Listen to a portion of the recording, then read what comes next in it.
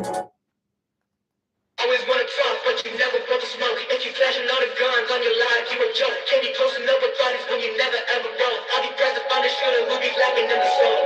Always wanna talk, but you never want to smoke. If you flashing all the guns on your life, you a joke. Can't be close enough with bodies when you never ever roll. I'll be present on the shooter, we'll be lacking in the soul. Always wanna talk, but you never want to smoke. If you flashing all the guns on your life, you a joke. Can't be close enough with bodies when you never ever roll. I'll be present on the shooter, we'll be lacking in the soul.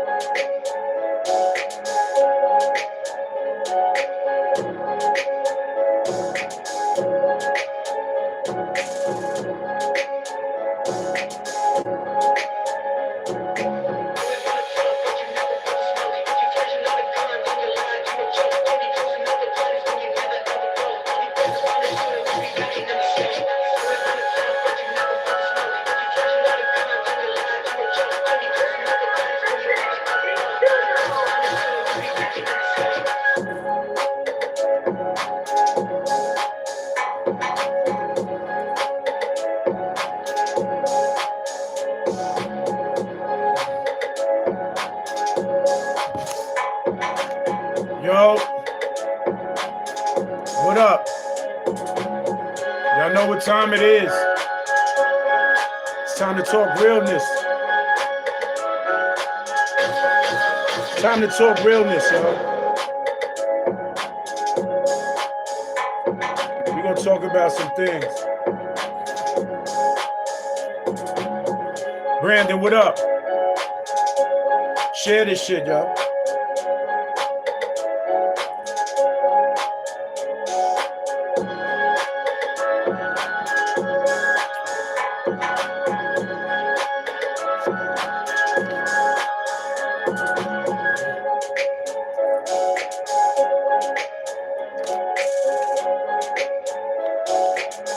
Hit the like button, hit the subscribe button. We about to get real. We about to get real today.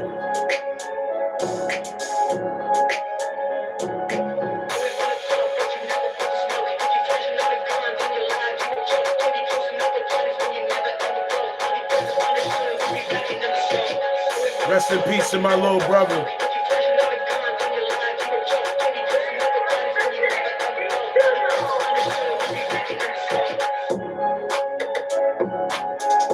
Rest in peace to my little brother Kamal Flowers.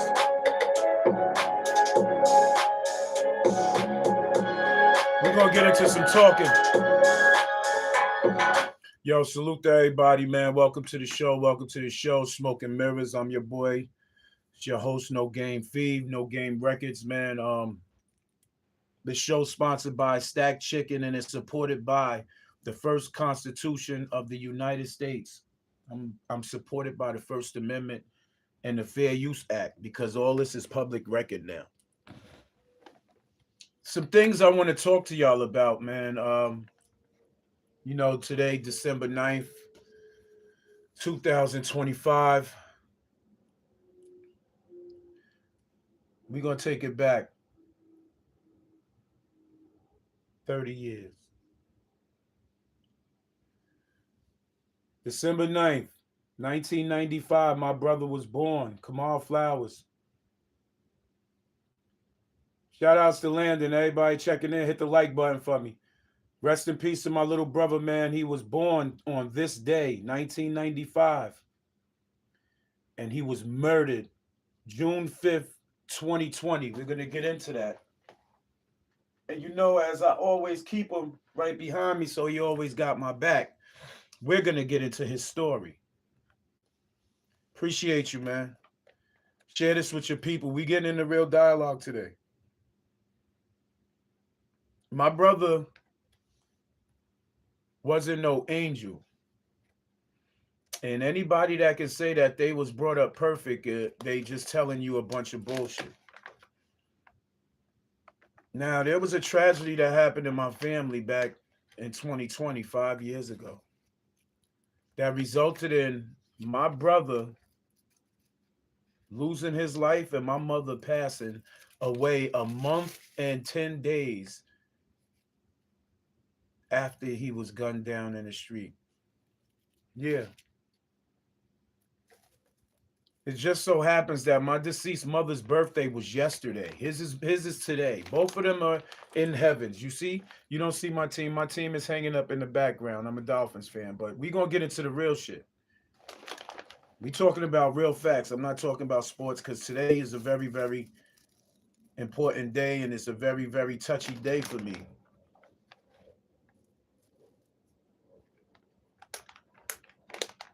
My brother was lied on by a whole bunch of people, from mayor to police commissioner, former police commissioners, couple of cops, former PBA associates, to a point where this case was requested of the New York State Attorney General, Letitia James, to take a look at it, in which she didn't. She didn't even attempt to look at it. She automatically went with the officer's word and accounts on what happened that night. Now, I'm going to let you hear some stuff from the news first, and then I'm going to give you a coverage about this. This might be a two-part series. We might give you half of it now and give you the other half tomorrow night. But we're going to get into what the news. This is from Eyewitness News back in 2020. We are hearing tonight from the family of a young man killed by police in New Rochelle on a night this past June. A grand jury today deciding not to indict the officer who shot 24-year-old Kamal Flowers. Police say he pulled a gun and tried to shoot them, but they shot him first. With the family's reaction, here's Eyewitness News reporter Marcus Solis. Justice has not been served by the Westchester County District Attorney's Office, by the police department. Why? They stood outside the Westchester County Courthouse, angry at the decision made 3 flights up in the grand jury room, a panel that declined to indict a New Rochelle police officer in the shooting death of Kamal Flowers this past June. What I would like to say to the officer that was involved was, why? Why did that traffic infraction have to end my brother's life? Flowers was the passenger in a car that was pulled over, police say, for not signaling a turn. The 24-year-old, who had recently gotten out of jail, ran, chased by Officer Alec McKenna. Flowers was tasered, then covered. Offering a peek into the grand jury proceedings, the Westchester DA says over 6 days, 35 people testified, including Officer McKenna himself. 223 exhibits were presented, including 138 photographs and 33 video files, and DNA analysis linking Flowers to the 9mm semi-automatic handgun recovered at the scene. After deliberating on the evidence presented in this matter, the grand jury found no reasonable cause to vote an indictment. With the grand jury process complete, New Rochelle says it will now conduct its own investigation into whether proper procedure was followed, acknowledging. Now, I got to ask y'all something. All these fake ass people in front of a courthouse, they wasn't even supportive when the shit was going down. See, people will jump in front of a camera just to be on TV. Don't make no sense at all. Niggas is jumping on camera to try and look like they important or something to some type of account. And nobody did nothing. Now, from what the news tell you, my brother had pointed a pistol and all that. If that was the case, why, when I went to the district attorney's office and wanted to be put on a lie detector test, they denied me?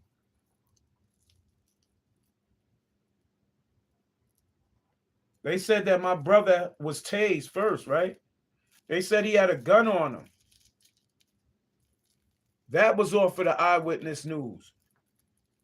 Basically going off of what they stated, right? Now, what can happen is that a lot of people could be held liable for their behaviors and their mishaps, thinking that it's all a game and it's all a joke, right? Somebody lost their life. And everybody saying or deeming that is justified, right? We're going to get into some more stuff, right? Hold on. We're going to get into some more stuff.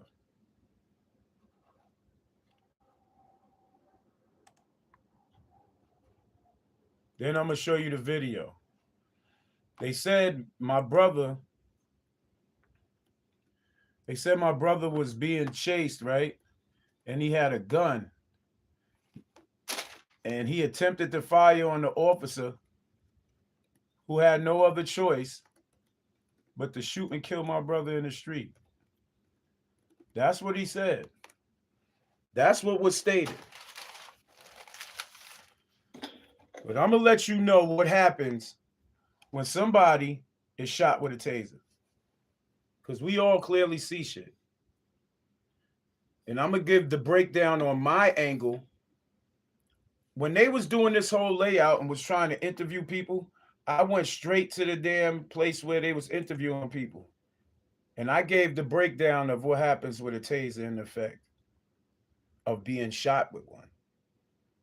So the officer said that my brother was shot with a taser, but it was ineffective.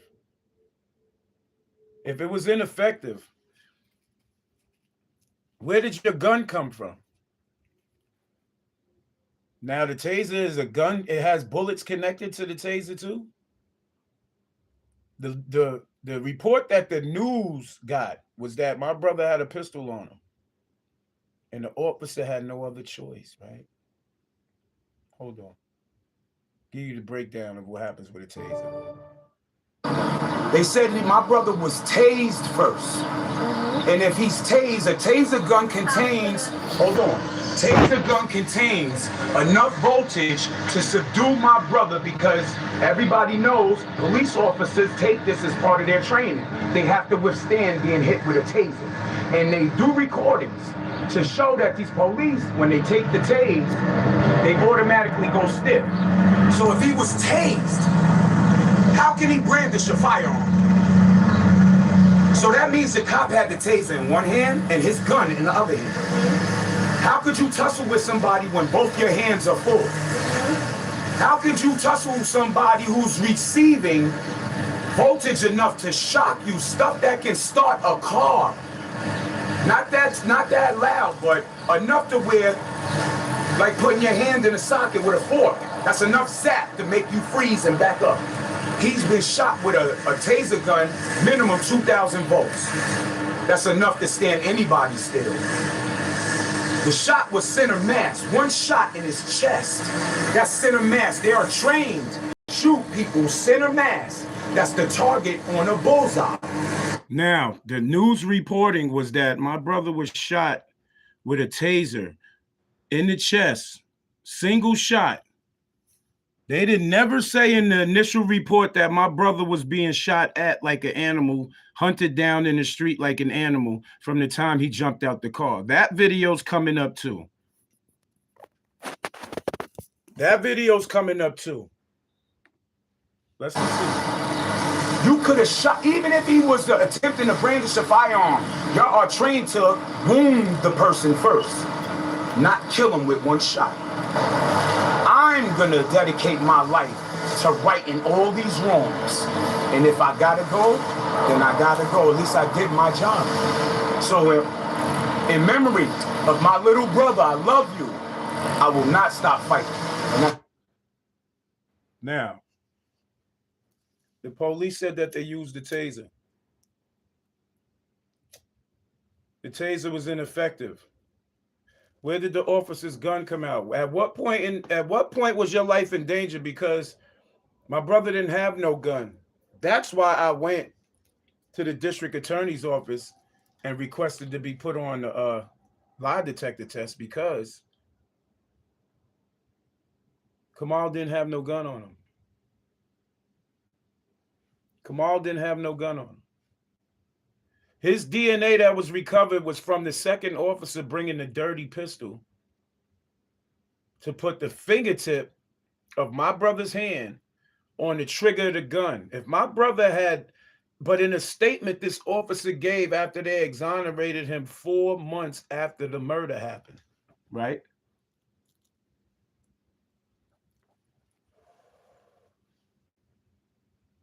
Four months after the murder happened. They exonerate him. But what he does is he makes a mistake and he gives a statement to his lawyer, and his lawyer gets to speaking for him. That was the worst move he could have ever made. The worst move. Because by you doing that, you are speaking through the mouthpiece of your attorney. What you say can be held against you on a double back now. Now,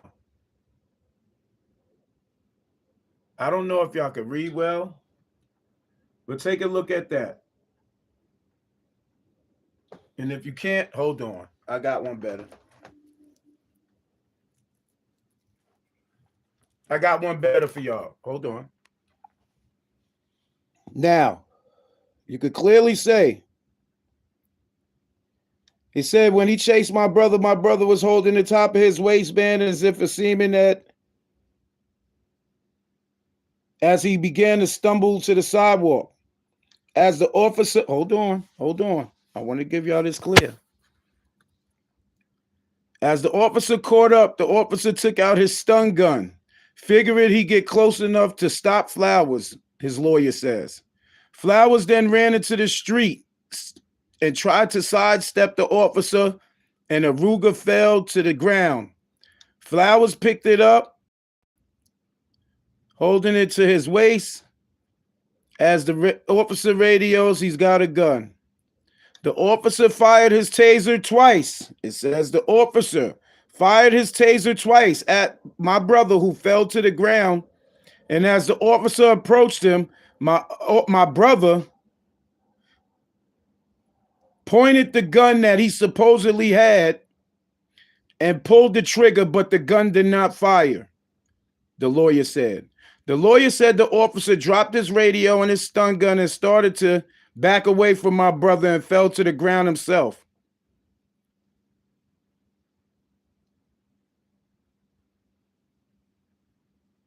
Then they said my brother continued pointing the gun, which was shaking.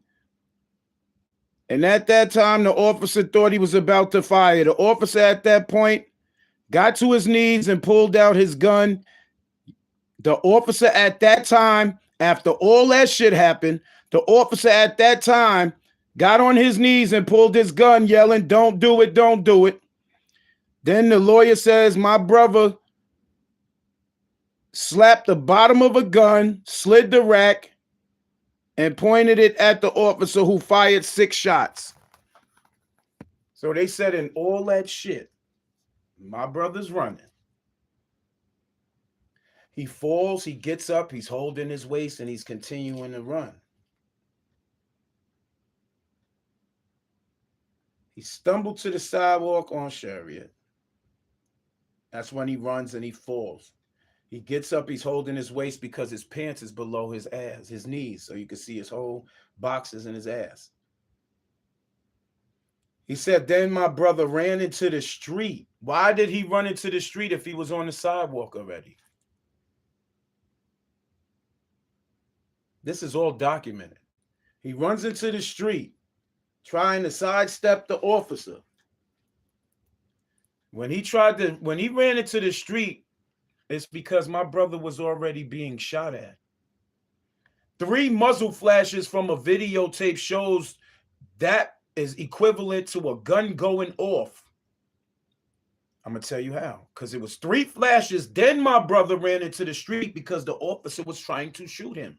There's holes in the brick wall back at the scene if they didn't cover them up or take the bricks out. But I got all that footage too. They said he sidestepped to the street and a Ruger fell. A Ruger's a gun. Ruger falls, and then he picks it up, holding it to his waist. Then that's when the officer allegedly fired his gun twice at my brother.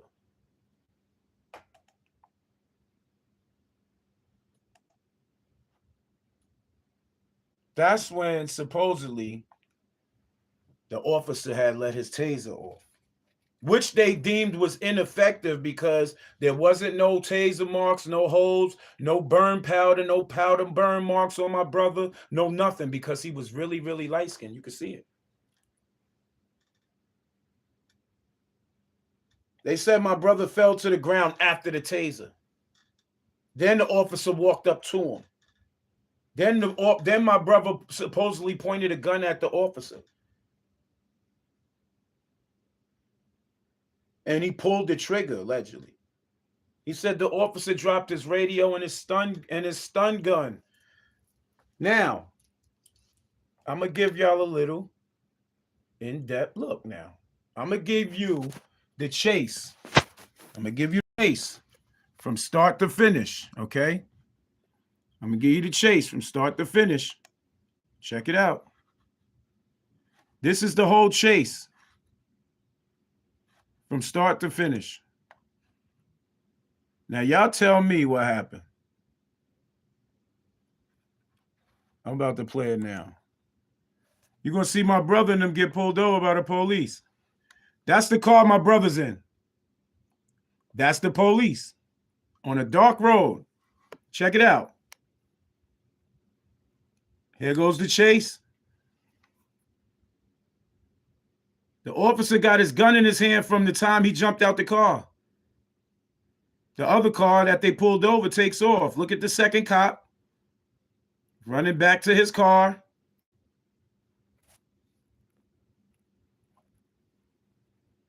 He was supposed to just get in his car and leave. He's in the trunk of his car. Nope, he went to the door. And he leaves. Now watch how my brother gets chased. Remember, this is the point right here where he said, my brother falls to the ground. I'm about to show y'all right now. Remember I said in that reading, my brother ran to the street. They ain't going to show you everything. Look, this is where he said he got to the sidewalk and fell. And at this point, he runs into the street. That's a muzzle flash. That's a muzzle flash. That's a muzzle flash. My brother's being shot at, which causes him to run in the street. My brother ducks a headshot. He gets shot in the groin right there. He's already down on the ground. Muzzle flash. Another flash. Another flash.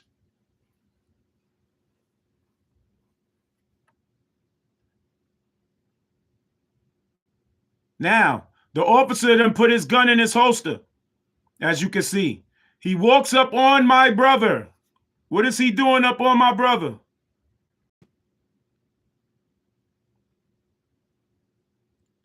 There go the second officer that was with him. What did he just do? That's at that point, they retrieved DNA off my brother's fingertip and put it on the gun, because no other point in time my brother did anything of what they said he was doing. Let's bring it back. Let's bring it back for you, because this is real.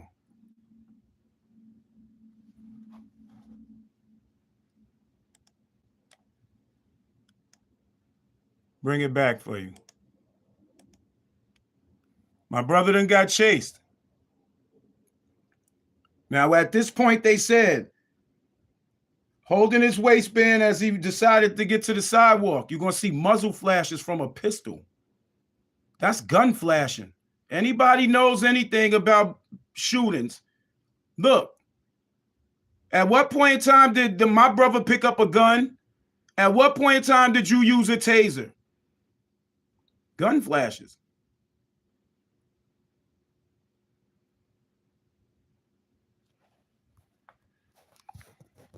They exonerated the cop. The New York State Attorney General didn't want to look at it. I read you. At that point in time, this is where they said my brother stumbled onto a sidewalk, and as the officer caught up, he took out his stun gun, figuring he'd get close enough to stop him. In the beginning of this video, you show the officer jumping out the car with his hand extended. That's not a taser in his hand. A taser don't let off 3 muzzle flashes. And then you continuously use that same item to shoot my brother when he's down after you done shot him and he died. The documentary is coming soon to where it will be clearer than anything. Inevitable footage, it will be clear. You just getting a blur vision because that's what the news gave you. I got the real version.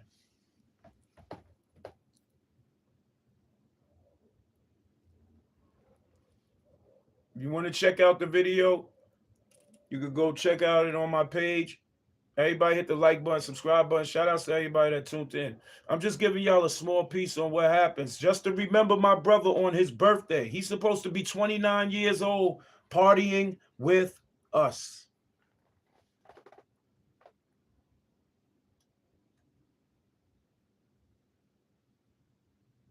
"30 years old, excuse me. He's supposed to be 30 years old, partying with us.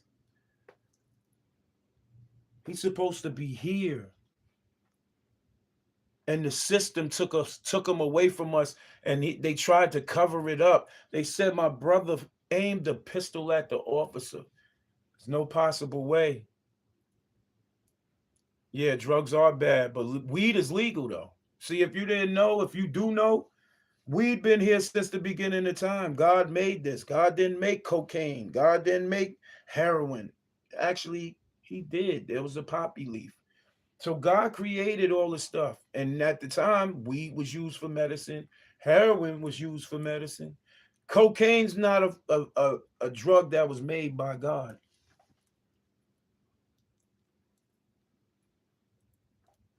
So you're right. Drugs are bad. At the end of the day, this officer lied on the oath. The police commissioner at that time lied for him. The mayor of the city at that time acted like he was so hurt and distraught, but he covered for him. Who else? It could go up the ladder. The former district attorney Scarpino at that time, he covered the whole thing. That's why it didn't reach the attorney general. That's why it didn't reach a grand jury. Who was the grand jury? None of the family members on behalf of Kamal was present at that hearing. That shit was secret, and it was fast. And they exonerated a murderer. And I got the proof he murdered my brother. Just based off of the lies he spoke with his own vernacular through the mouthpiece of his lawyer. He has the audacity. And then I turn around and catch a 6 indictment charge for speaking my mind on social media and exercising my First Amendment right by the same officer. 2 years, January of this year, 2-year order protection was lifted. That's why I'm talking about it now. They hit me with harassment because I'm speaking on social media. There's no rule that says I can't say what I want to say. As long as I ain't committing no lawless imminent action, no crime after the fact. It's just me talking shit. That's what my First Amendment rule talks and protects me. You know what I'm saying? Speaking of that, let's get into this. I got another treat for y'all. Let's get into this. I want y'all to hear something. Let's get into this.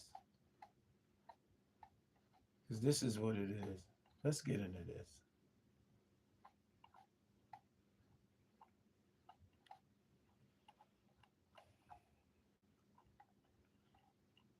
I caught all types of hell for speaking my mind. It's like they wanted to suppress my First Amendment right. They tried to put me in jail for it.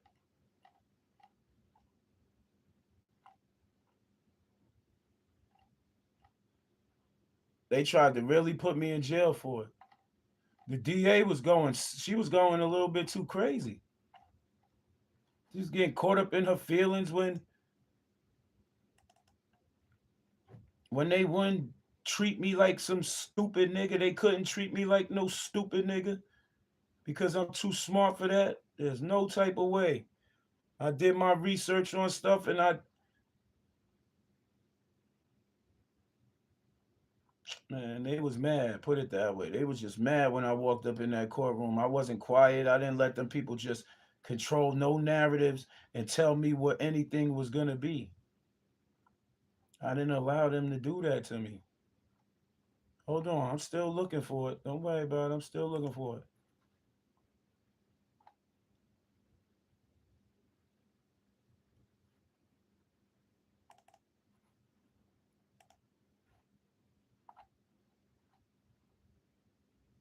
I just had it. I'm going to let y'all hear something. This is real, though. Because I went through a lot, man. Nobody understood what I was going through or got caught up in. And this is it. Check it out. Check it out. Ever think a Facebook post could land you in jail? Yeah, I mean, it's a question. It's what we're looking at today. Right. In this case, with Henderson Clark. The Henderson Clark case. Yeah, so we're diving deep into this story out in New Rochelle where... check it out. Y'all already saw it, right? I'm going to show y'all again.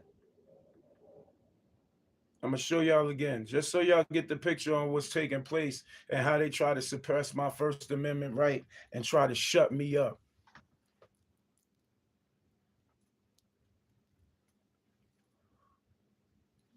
That's me right there. Wait, hold on. That's me right there.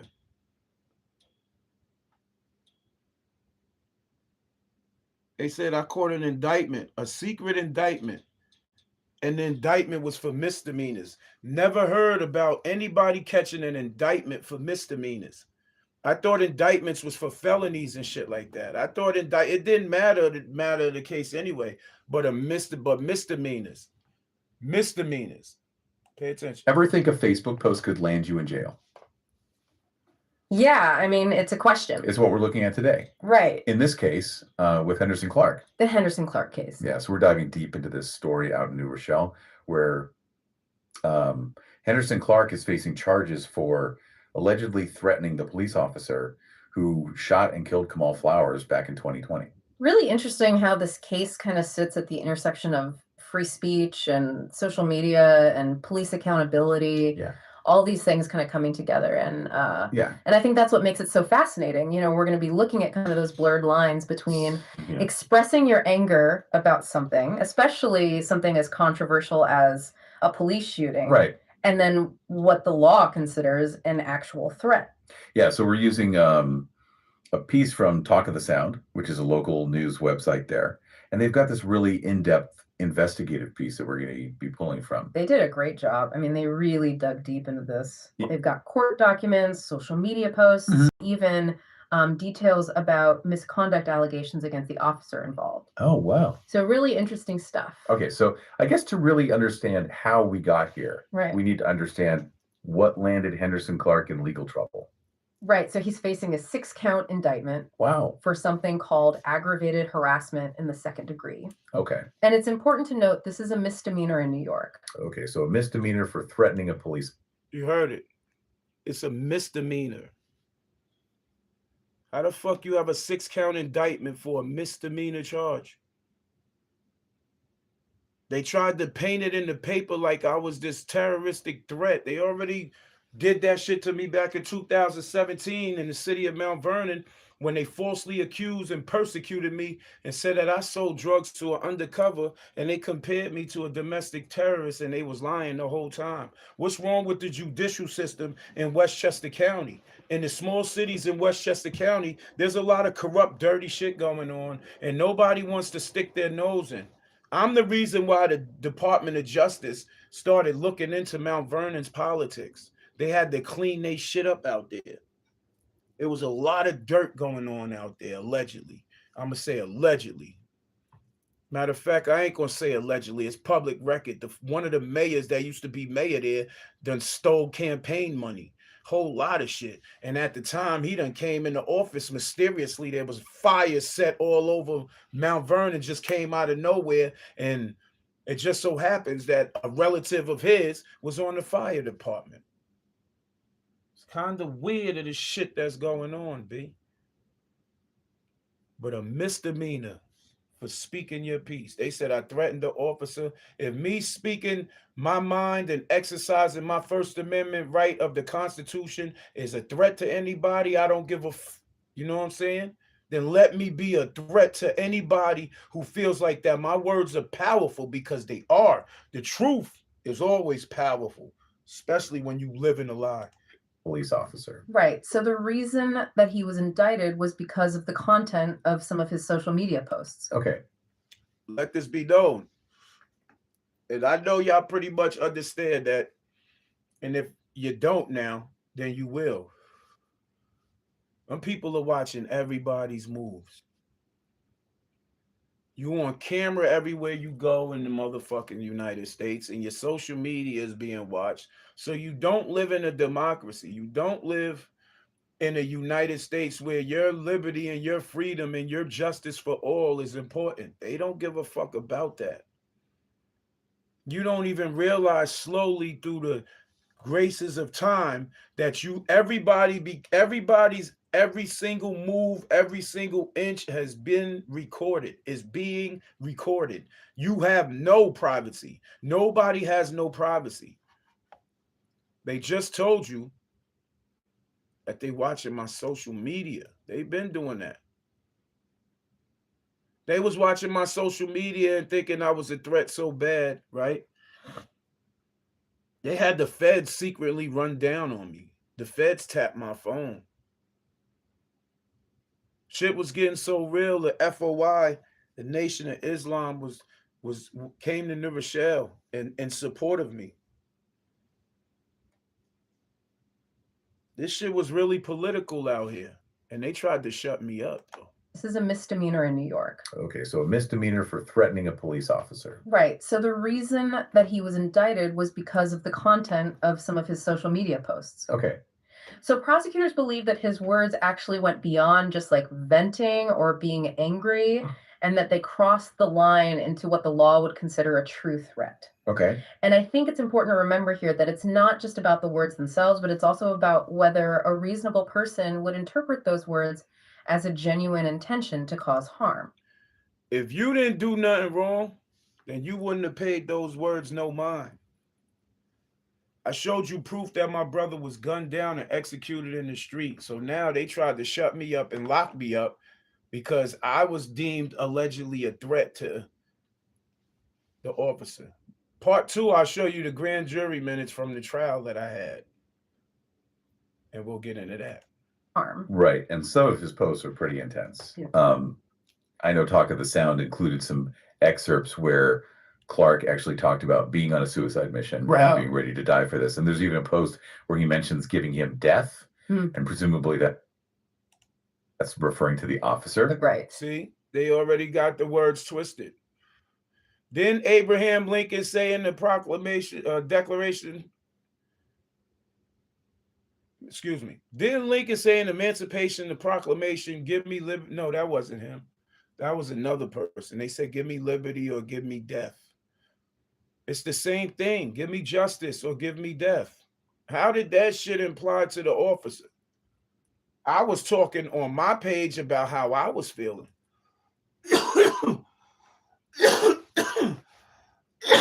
Society can flip and twist the narrative however they want it to be to fit their narrative.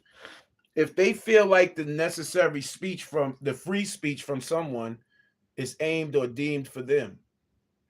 And at the end of the day, I don't give a damn how nobody felt. How would you feel if your brother, your son, your uncle, your loved one, your niece, your niece's father, your fucking nephew, how would you feel? Right? How would you feel if any one of your loved ones in this situation was gunned down by the police and lied on? How the fuck would you feel? So I guess my question is, what does Clark say about all of this? So his defense argues that while his words were very strong, they were really born out of to harm anyone. So this doesn't directly incite violence. Exactly. So it's a tricky balance between protecting free speech, Right. but then also making sure that people are safe. It really is. And we see this tension play out in so many cases that involve this inflammatory speech. And a lot of times it really falls to a jury to decide whether that speaker really intended to cause harm or whether what they were saying was protected by their right to free speech. Okay, so in this case, we have to kind of go back to this shooting of Kamal Flowers. Right. And the officer involved, Alec McKenna. Yeah. This all happened on June 5th, 2020. Mm-hmm. And from what I've read, this was not a clear-cut case. No, not at all. There were conflicting reports of what happened that day. Right. The conflicting reports is the officer lied. There was a cover-up. Big people hired at him in his department, covered it up. Everybody played blind and dumb, but I ended up with the proof. I ended up with the proof that can get this officer brought back in front of a federal judge. This is why they wanted to lock me up and shut me up and saying that I was threatening this man. No, he's just worried about his freedom at this point. Thanks to the city of Mount Vernon, I received a settlement of $455,000. That's a fact. My lawyer took a third of $455,000. If you know how to do math, then do the math.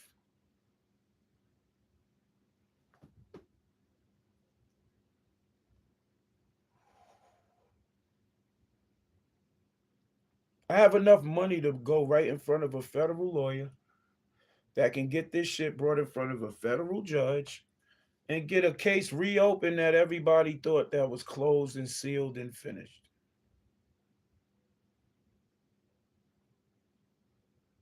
There is no such thing as double jeopardy. I know people are thinking about that. But what gets through that double jeopardy term, right, is a thing called new evidence. If new evidence surfaces that has nothing to do with everything that was presented in the case that he was exonerated, if new evidence was found and presented, that officer can be brought back up in front of a federal judge. And if you don't know, you better do some research. People run around talking about, oh, you can't do none, double jeopardy, man. You got to know what you need to know. See, reading a book really is fundamental. And a lot of y'all need to read books. Right. And McKenna was actually eventually cleared of any wrongdoing by a grand jury. Yeah. But I imagine, that lack of transparency really fueled that distrust in the investigation. Definitely. There wasn't no transparency. From the moment my brother was murdered in the street, gunned down, hunted down like an animal, may he rest in peace. From the moment that happened, it was a cover-up. The family wasn't notified until hours later.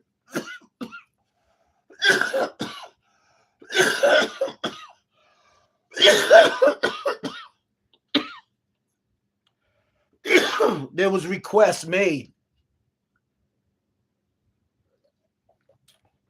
There was requests made for the discharge book because they said the officer shot 6 times.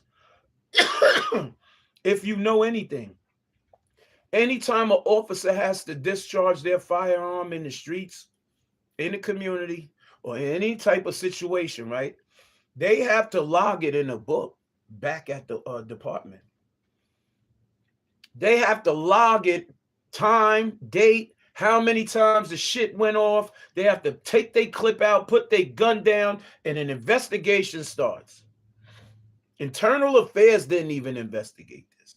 Where was the discharge book, the log book, where he discharges firearm? If they said in the statement that was given after he was exonerated that my brother slapped the bottom of the gun and slid the rack back. Where is his DNA all over that damn gun? Why we didn't get that? They didn't think we got that. There wasn't no transparency. See, they had a secret grand jury hearing with 32 witnesses. From what they was telling the people, there wasn't no witnesses. Who's the 32 witnesses? Do background checks on these people, because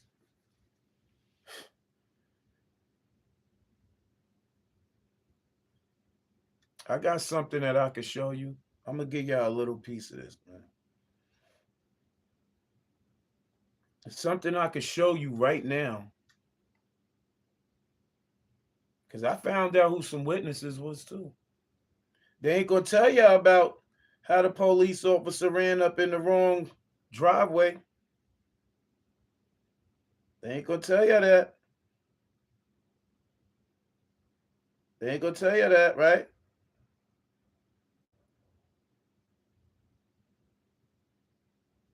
They ain't gonna tell you that, right?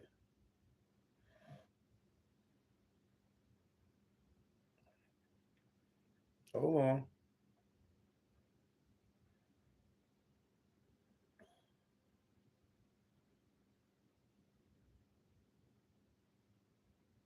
Hold on, yo. They ain't gonna tell you that, right?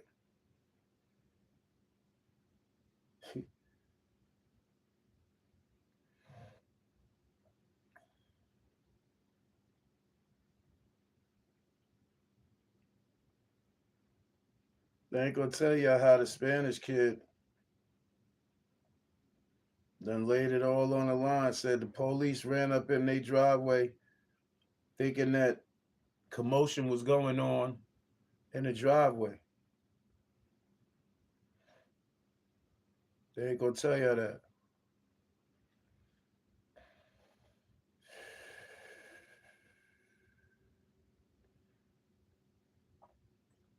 I'm gonna bring that up on part 2, because I'm gonna find it and I'm gonna bring it up on part 2,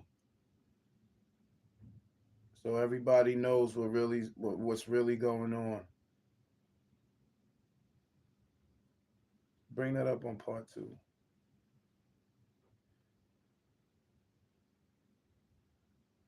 There's a lot that's going on in this situation that they tried to keep from the people. And when he got killed, June 5th of 2020, my mother died, bless her heart, August 15th of 2020. There's nothing that they could say to me that's going to make me not talk about this. They tried to shut me up, but they can't, though. Because when you know what you know, there's no way that they can stop your truth from being let out. I'll save that for part 2. But we're going to get back into what they talking about. Let's listen.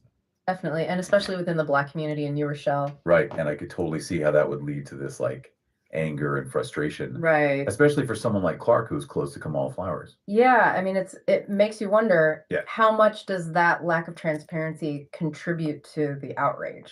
And it makes you think about the fact that there's this whole other piece of the story, which is McKenna's history as an officer. right. So the Talk of the Sound investigation found that he'd actually racked up 158 violations during one. This man racked up 158 violations in a 1-year span.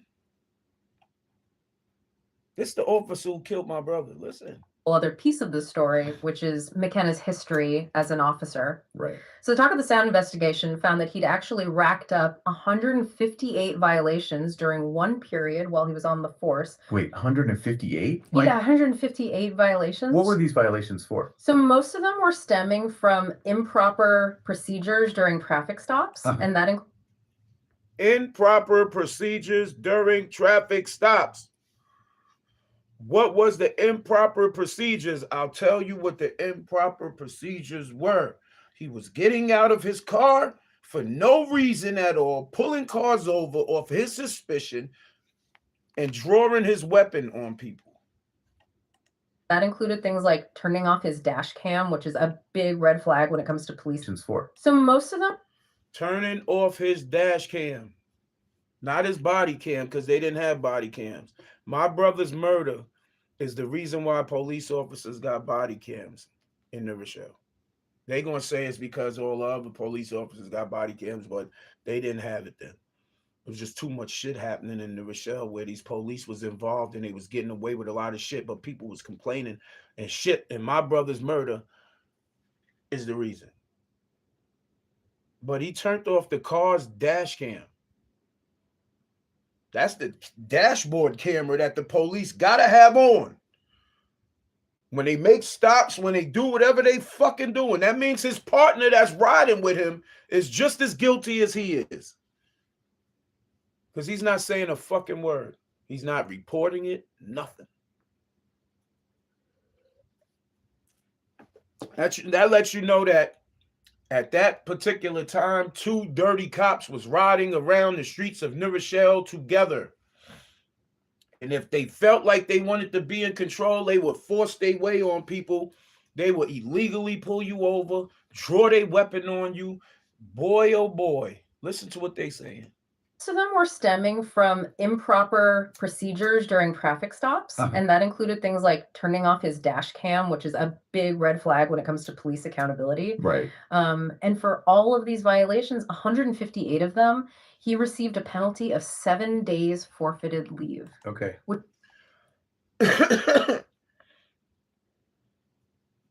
158 infractions, and he got 7 days without pay. Why didn't he go up in front of a board review? Why didn't he go up in front of internal affairs? Why didn't he go up in front of anybody to a nature? Because I tell you why. It was a lot of funky shit going on in the city's fucking police department. At that time, the new police commissioner, who's a police commissioner now, I don't know if he's still a police commissioner. He was internal affairs before. He got in trouble for utilizing his power in the wrong way by having people stalk his ex-wife.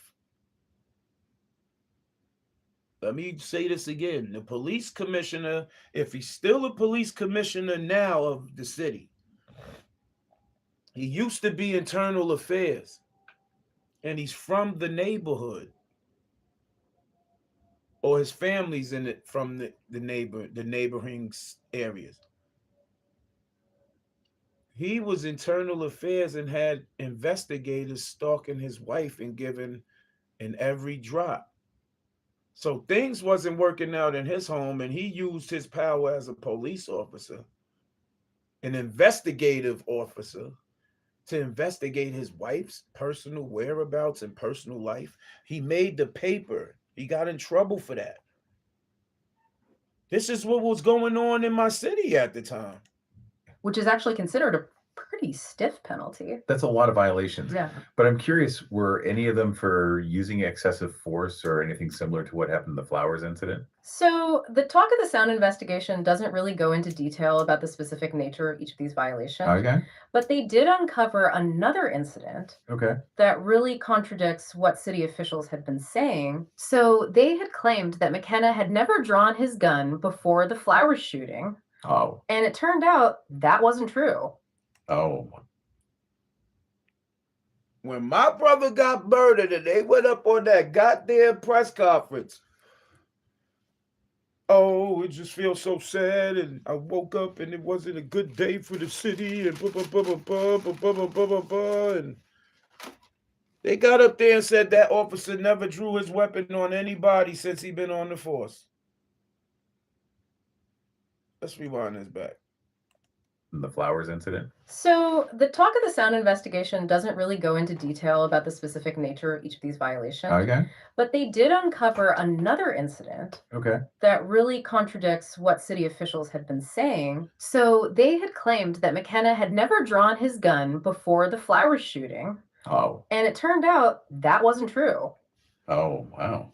They found this incident about 5 months before the Flowers shooting, where he actually drew his gun on 2 young black men other incident Okay. that really contradicts what city officials had been saying. So they had claimed 5 months before my brother was gunned down by this officer, he drew his weapon on 2 black kids in my neighborhood. In my neighborhood, making a legal traffic U-turn. He pulled them over and drew his gun on them. But the city said he never drew his gun before. claimed that McKenna had never drawn his gun before the Flowers shooting. Oh. And it turned out that wasn't true. Oh, wow. They found this incident about 5 months before the Flowers shooting, where he actually drew his gun on 2 young black men during a traffic stop. Wow. And this wasn't even mentioned Wow. in the official narrative surrounding Flowers. They didn't even bring that up. This man already was reported for drawing his gun on 2 black kids. That was never brought up when my brother was murdered. This particular officer had a vendetta in them streets. He had a vendetta in them streets. And they let him roam them streets. He was a rogue cop. He was a rogue cop that felt that he was above the law, and they made him feel like that by backing that play. They are accessories to a murder. What makes them any different? They don't protect and serve. They murder. And it's already been proven all across the United States that some officers, not all of them, there's some officers in their forces that just think they're above the law. And these are the officers that are killing people out here in the street. $158 fractions. The city gave him 7 days, no pay. He comes back on the force. And 5 months before he murders my brother, bless his heart, 5 months before my brother is murdered, he drew his weapon on 2 black kids, 2 young black kids. And what happened? Flowers case. So not exactly a great track record. Yeah. And this is the same officer involved in the shooting of Kamal Flowers. I mean, no wonder there's so much skepticism and anger Totally. surrounding this case. I think it's understandable. Yeah. Given that context, it really does. It really adds another layer to this whole thing. It does. I mean, it makes you wonder about how all. That's why I talk my shit. That's why I talk about it. That's why they can never shut me up. Because this is the type of shit that needs to be talked about. I have complete proof that they murdered my brother and nobody says nothing. But I'm going to keep talking about it. All these other incidents, even if they aren't directly related to what happened with Flowers, right, contribute to this climate of distrust. Right.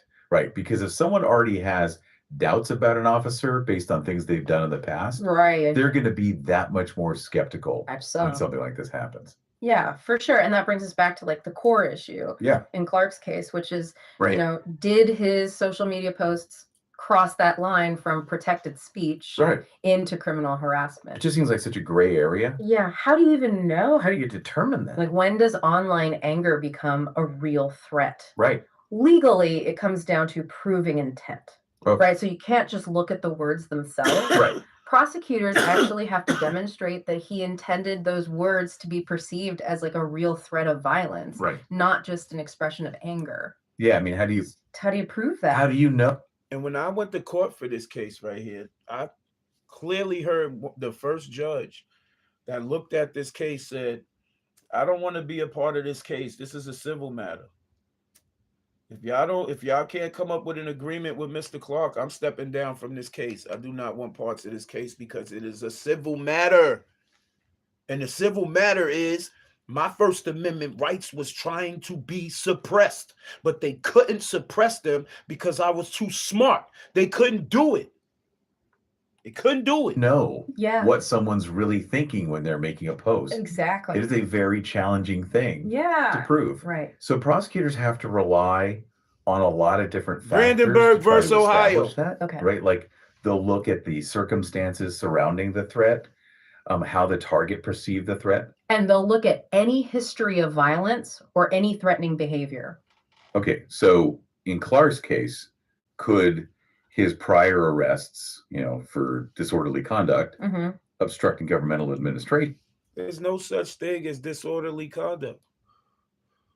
There's no such thing. Nobody can tell me what to say or how high or how low to say it. Nobody can tell me none of that. I have the First Amendment right of the Constitution to free speech, not selective speech, not volumatic speech. I don't give a fuck who gets offended by my speech. It's free. Right. Could those be used against him? Yeah, potentially. Okay. Yeah. They tried to, but y'all just didn't hear me say that the judge says, I don't want no parts of this because it turns into a civil matter. That man can say what the fuck he want to say as long as he don't go out there and commit no offenses after he done put them words out there in the air. It's all fucking freedom of speech. That's why the judge didn't want to get part of that fucking case, period. Right. They could say, well, look, he's got this history of this kind of behavior. So it's not just this isolated. I got a history of what kind of behavior? I sold drugs. Y'all gonna hold that against me but me talking my shit? The fuck? Y'all just think that the country could just control? Y'all think the judicial system and the police could control the citizen who elects these motherfuckers and put these niggas in the positions they are and pay their salary? Because I'm a businessman. I can say what the fuck I want to say.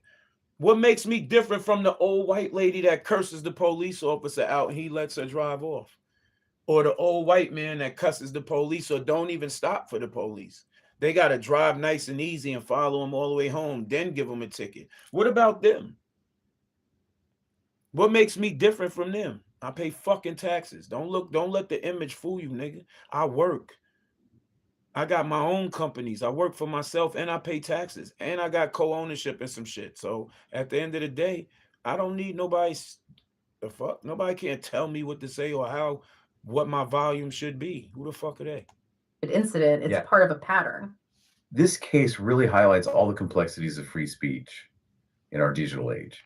Definitely. It seems like social media is just this like battleground for these heated exchanges. They shouldn't have gave them to us.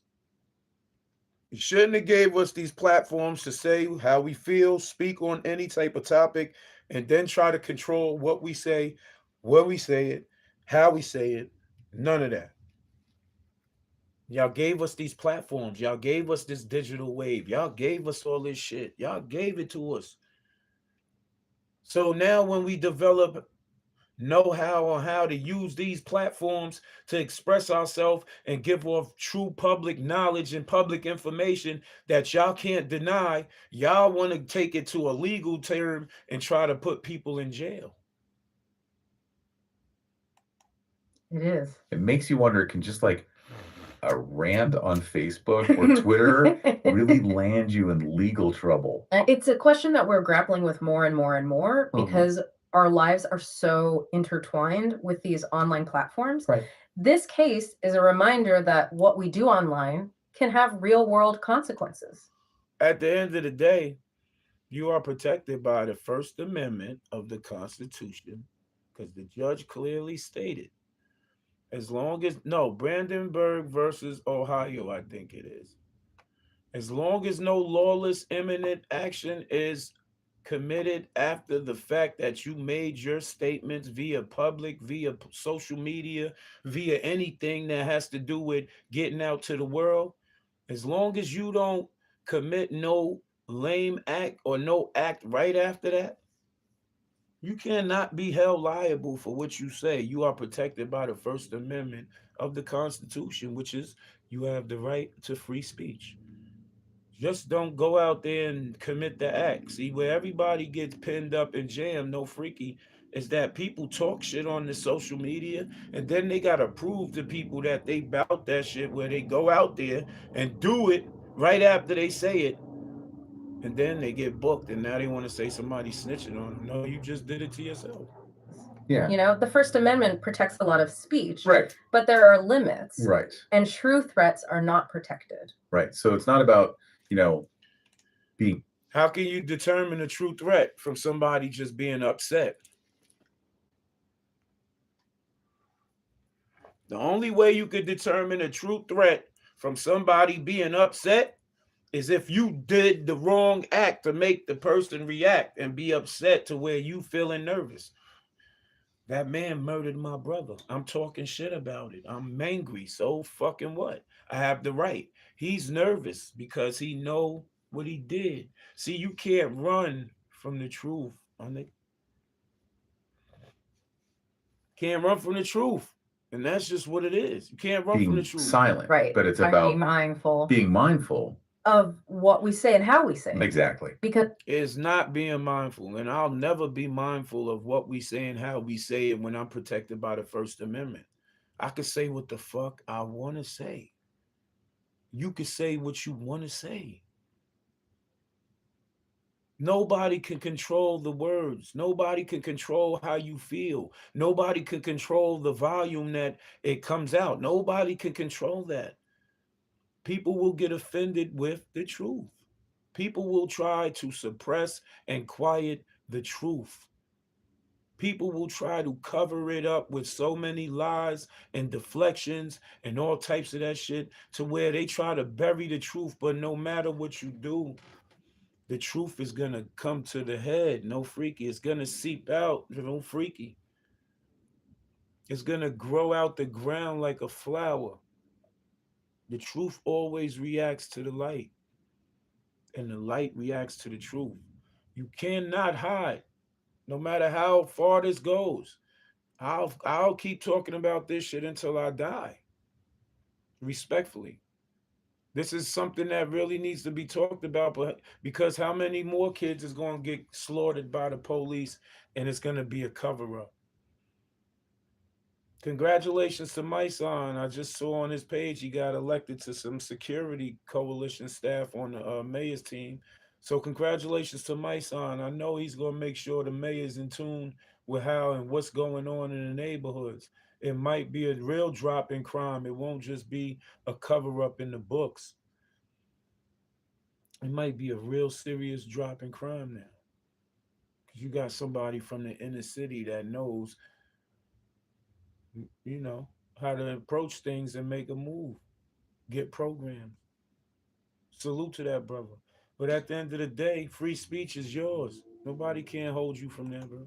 because words have power. Yeah. And sometimes they can have really serious legal ramifications. It's so true. Right. And I think another important thing is that the context in which those words are spoken, written. I have 4,000 members on the block that was members and friends of my little brother, bless his heart. I have 4,000 people. They was ready to burn my whole city down. People from different places came. It was just so many people on the block. I'm cooking food for the whole 4,000 people. Had a DJ out there and all that. Police didn't come through there. Why? When usually they'll come through there and try to exert their power and force people to get out of there. See, what they did is they had cameras on my block and they saw how many people was on that block. And all them people was ready to go crazy. People coming back across the street by the block, lining up bottles of gasoline. They got gas from the store across the street. They look at me and they say, yo, just give the word, big bro. Know what I do? Pour the gasoline out in the sewer. And I look at all them people and they waiting for me to say something. And I say, yo, ain't nothing happening in my city. Y'all niggas will not kill my brother's legacy out here. My brother's name is going to remain alive in this city as long as I'm alive. And it ain't going to be at the expense of this city. Because at the end of the day, we shop and we eat and live in this city. Ain't got nothing to do with the police. We not just doing that. We not doing that. And I stopped 4,000 people from tearing the city up. The police ain't gonna tell you that. I went to a community council board meeting and I spoke and I told the mayor and the councilmen and all types of people that represented the city that I stopped something from happening, stopped something bad from happening. They don't tell y'all that. But at the end of the day, a cover up did happen and my brother was murdered. And they tried to indict me for speaking on it. Matters a lot. Yeah. And I think, in this case, Clark's anger and frustration are totally understandable. Yeah. Given the circumstances Yeah, exactly. surrounding the flower shooting and McKenna's history. I mean, it makes sense. Yeah. But the question for the jury is really going to be, does that context excuse those threats? Right. That's what they have to decide. It's a tough one. It's a hard line to draw, that's for sure. It is. I mean, protecting free speech, but then also protecting people from harm. Right. And then we also have this question of police accountability. Right. And, the public's right to be able to criticize those in power. Exactly. And I think that's an important point to bring up here. Yeah. There's a huge public interest in really looking at police conduct. Yeah. Especially when it comes to situations involving lethal force. Right. And while threats of violence are never acceptable, right, you also don't want to create an environment where people are afraid to speak out right, against those in authority. Right. And we can't just ignore that McKenna's history. Right. Even if it's not directly related. Right. That it contributes to the distrust surrounding this whole case. Absolutely. You're totally right. When there's a history of misconduct or even just a perception that the system is biased toward law enforcement. Yeah. It just erodes that trust and Yeah. it makes it so much harder to have these conversations about accountability and justice. It's like layers upon layers. It really is. Of complexity here. Yeah. I mean, we've got a controversial shooting a grieving man expressing his anger online, a police officer, with this history of misconduct. Right. The balance of free speech and public safety. It's a lot. It's a lot. It really is. And I think it's a reminder that a lot of these issues don't have easy answers. Yeah. No. There are no simple solutions. Yeah. It's about understanding all the little nuances, looking at the different sides, and really trying to have like a thoughtful dialogue. Yeah. Even when it's hard. I feel like we've just scratched the surface. It's true. Yeah. Of this whole story. There's a lot there. There's a lot to think about. It really is the nature of these deep dives. Yeah. We're not really looking or like black and white situations. It's more about exploring all those little nuances and the gray areas and encouraging people to think critically and make connections between things that don't seem related. Yeah. I mean, the thing that keeps coming back to me is this current of intent. Right. Even if his words were upsetting and disturbing. Right. Was he really trying to incite violence? Right.